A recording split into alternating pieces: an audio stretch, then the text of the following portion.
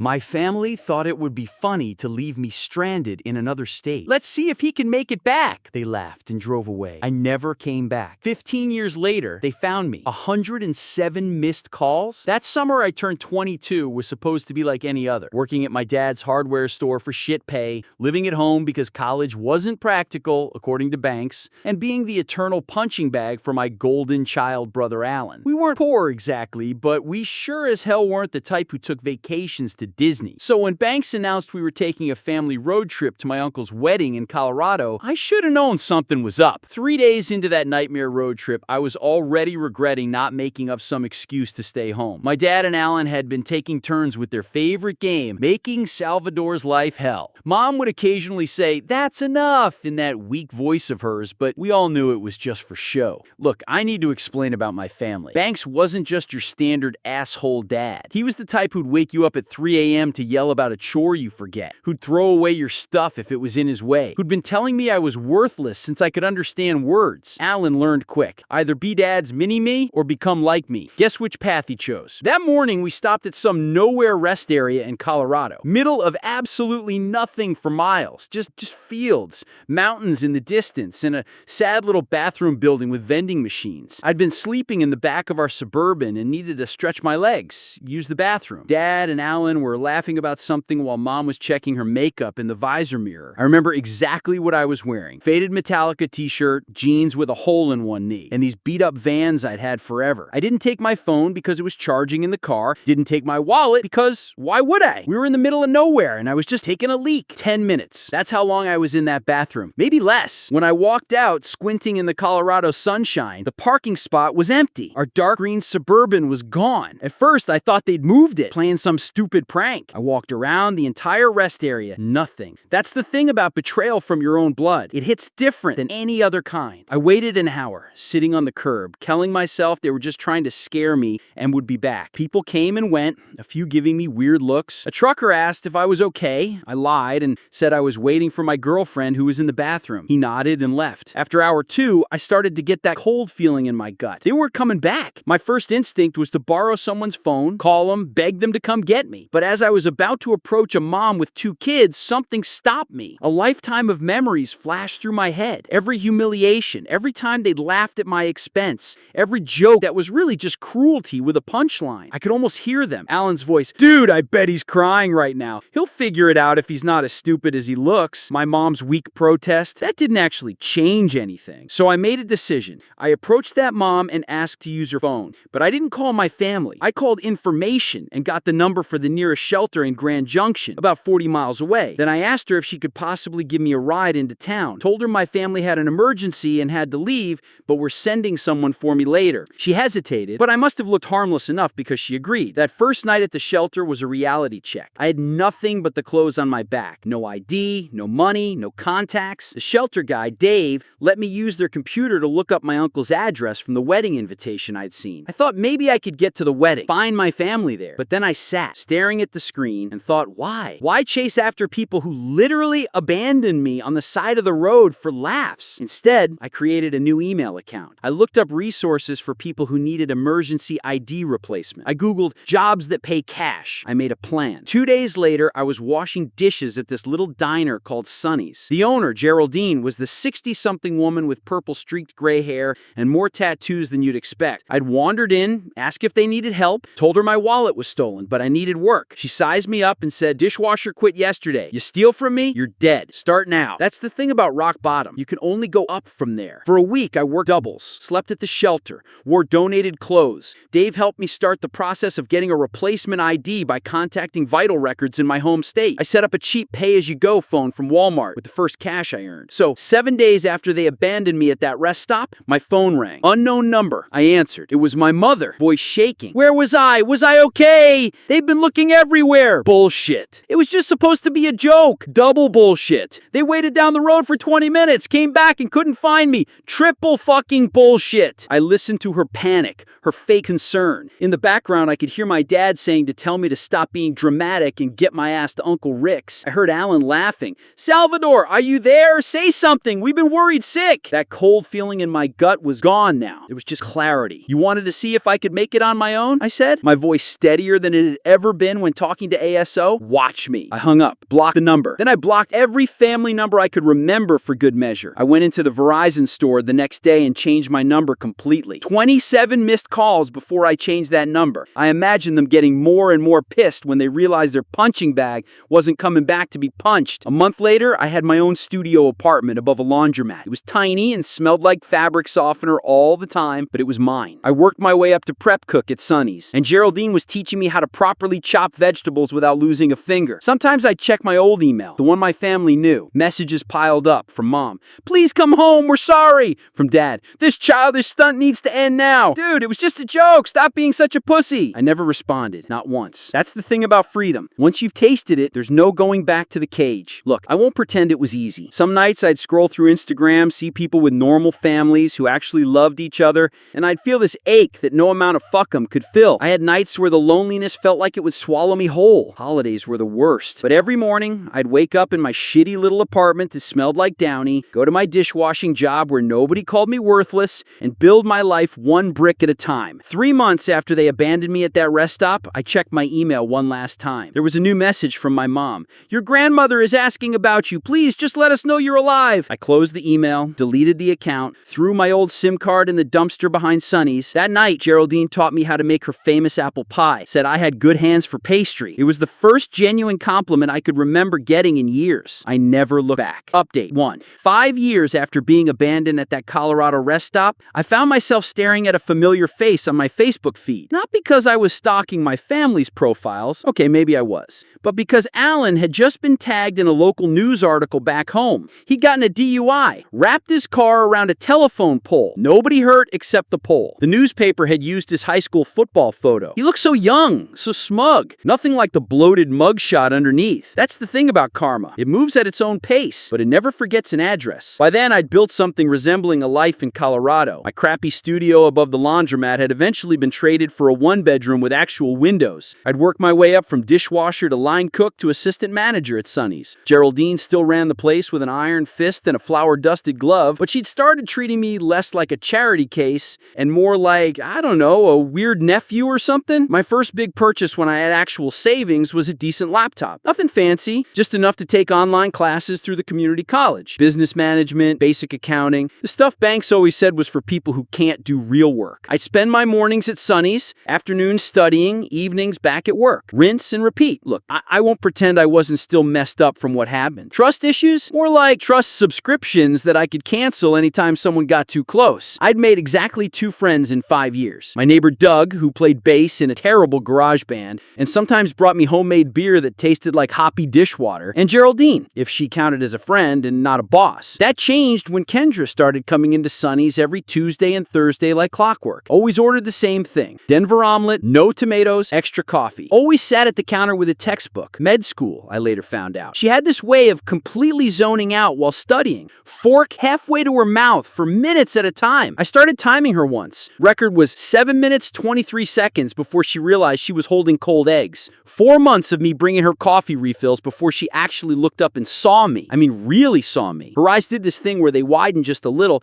and she said my name tag was spelt wrong. It wasn't, but it became our weird little joke. I'd wear a different wrong name every Tuesday and Thursday. Salvatore, Salvadoro, Salvador. She pointed out, I'd act surprised. Stupidest flirting in human history. But it worked. Our first date wasn't even supposed to be a date. Her study group bailed last minute. She had a reservation at this pizza place that was impossible to get into, and I happened to be wiping down the counter when she got the cancellation text. Next thing I knew, I was sitting across from her at Antonio's, both of us awkwardly realizing this looked exactly like a date. 6 months later, she moved into my apartment. A year after that, we got a slightly bigger place together. Nothing fancy, just a 2-bedroom with a bathroom where the toilet didn't run constantly and neighbors who didn't practice bass solos at 2 a.m. Meanwhile, I kept tabs on my family through fake accounts. Not proud of it, but there it is. Dad's hardware store started struggling after the Home Depot opened on the edge of town. Saw him ranting about it on community Facebook pages. Posts getting increasingly desperate and bitter. Mom's social media became this weird shrine to family. Constant throwback pictures of us all smiling.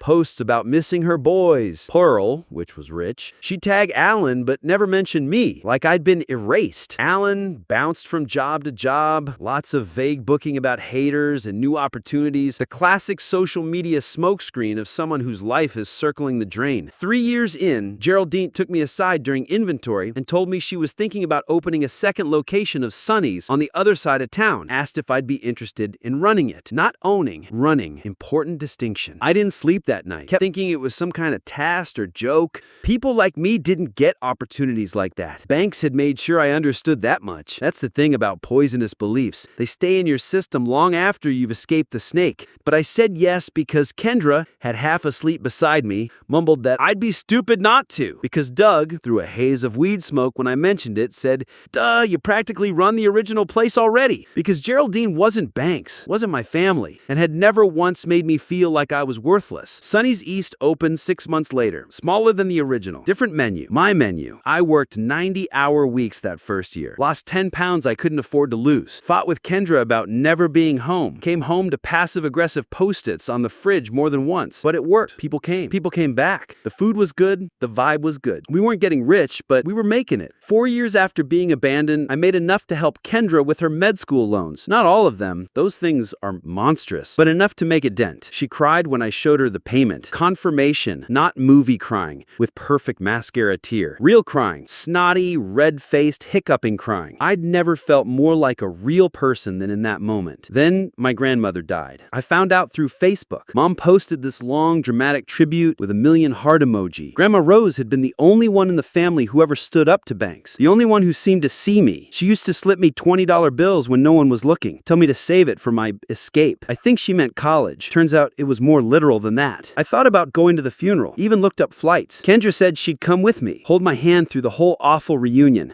Doug offered his hatchback if I wanted to drive instead. Geraldine just shrugged and said, "Dead people don't know if you're there or not, so do what brings you peace." I didn't go. Instead, I sent flowers. Generic sympathy arrangement. Signed the card, Salvador. No return address. No note. Just my name. The explosion on social media was immediate. Mom posting about signs and reaching out from beyond. Alan making cryptic comments about prodigal sons. Banks saying nothing publicly, but I could imagine the storm behind closed doors. A week later, I got a friend request from a profile I didn't recognize. Some random name. No posts, no friends. I almost deleted it until I saw the message. "Sal, it's Uncle Rick. Your mom gave me your old email, but it bounced back. Are you okay? We've been worried. Your dad has been asking around about you." I blocked the account. That night, I had my first panic attack in 2 years, sitting on our bathroom floor at 3 a.m., trying not to wake Kendra, feeling like my lungs were collapsing, imagining Banks hunting me down, showing up at Sonny's, destroying everything I'd built. Kendra found me there an hour later. Didn't ask questions, just sat with me, her shoulder touching mine. When I could finally breathe again, she said the simplest thing: they can't take anything from you that you don't give them. The next morning, I called a lawyer. Got advice on restraining orders, just in case. Tightened privacy settings on everything. Asked Geraldine to alert staff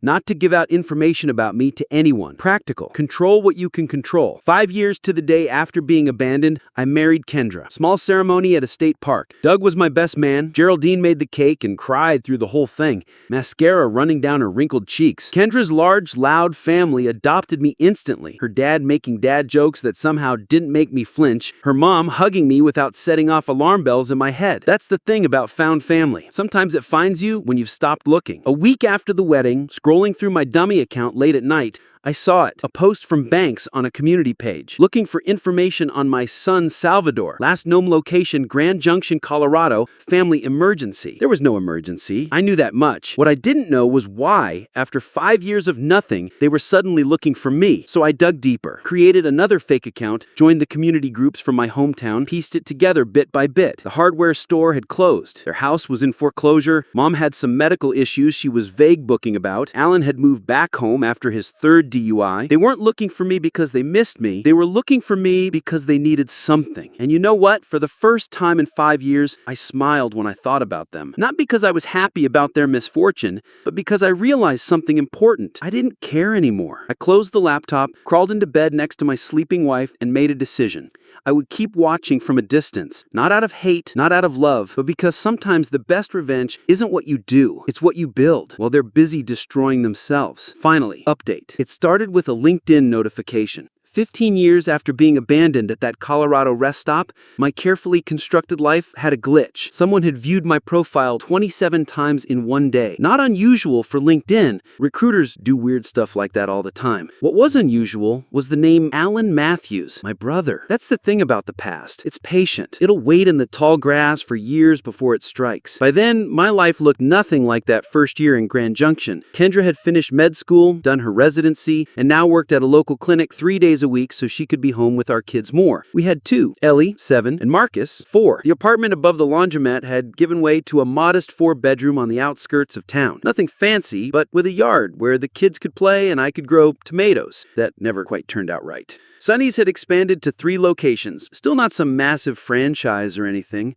but enough that I didn't have to work the line anymore, except when someone called in sick. Geraldine had semi-retired 2 years earlier, though she still showed up unannounced to criticize the way we made her pie crust recipe. I'd made peace with my past, or so I thought. I still kept tabs on the family from a distance, but the constant checking had faded to maybe once every few months. Last I knew, Banks and Irene had moved to a smaller place after losing the house. Alan had gotten married, divorced, then married again. They'd all seemingly moved on with their lives as I had with mine. The LinkedIn thing rattled me though. 15 years of silence and now this. I mentioned it to Kendra as we were doing our regular Sunday night thing, folding laundry while half watching whatever Netflix show we were currently behind on. She paused, a mismatched sock in each hand, and asked if I was okay. I nodded because what else could I say? That I was suddenly a 22-year-old again, stranded at a rest stop? That I could feel Banks's voice in my head calling me worthless? 3 days later, I was at Sonny's East, the original second location, helping with inventory because our supplier had sent the wrong kind of coffee filters again. When Maya at the front called back that there was some family asking for me, my first thought was Kendra's parents, who sometimes surprise us when they were passing through. I headed out front, mental gears already shifting to how to convince them to stay for dinner. It wasn't Kendra's family. Banks looked older, grayer, his formerly imposing frame somehow shrunken. Irene's face had that pinched look that comes from years of worrying, her hair dyed an unnatural shade of brown, and Alan looked like Banks had at 40. Same stance, same way of taking up space. There was a woman with them I didn't recognize, young, maybe early 20s, hanging back like she wasn't sure she belonged in this moment. Nobody spoke. The lunch rush noise seemed to fade away until all I could hear was my own heartbeat thudding in my ears. Banks broke first, said my name like a question. I nodded because my voice had apparently gone on vacation. Look, I'd imagined this moment 1,000 different ways over 15 years. In some versions, I told them off spectacularly. In others, I was cool and distant, unbothered by their existence. In a few embarrassing late-night scenarios, we even had tearful reconciliations. Reality is always messier than imagination. I gestured to an empty table in the corner, told Maya to bring waters, sat down across from the people who had once been my family, and waited. They'd found me through that magazine article, Rocky Mountain Rising, 10 Local Success Stories. It wasn't even a big feature, just a sidebar with a photo of me in front of Sonny's original location. But apparently one of Mom's friends from high school had moved to Colorado, seen it, and sent it to her with a, "Isn't this your son?" 107 missed calls. That's how many they'd made to my old number over the years before it was disconnected. Mom had kept count. She mentioned this like it was supposed to mean something. They talked over each other. Mom about how worried they'd been. Banks about how I'd misunderstood what happened that day. Alan awkwardly trying to act like we were old buddies catching up. The young woman, Alan's second wife, Poppy, it turned out, just watched me with curious eyes. I let them talk, watched them spin their version of reality where they weren't the villains. Noticed how Banks kept eyeing the restroom, mentally calculating what it might be worth. Saw how Mom's hand trembled slightly when she reached for her water. Caught Alan's practiced charm slipping whenever he thought I wasn't looking directly at him. Finally, when they ran out of steam, I asked the only question that mattered. Why now? That's when the real story came out,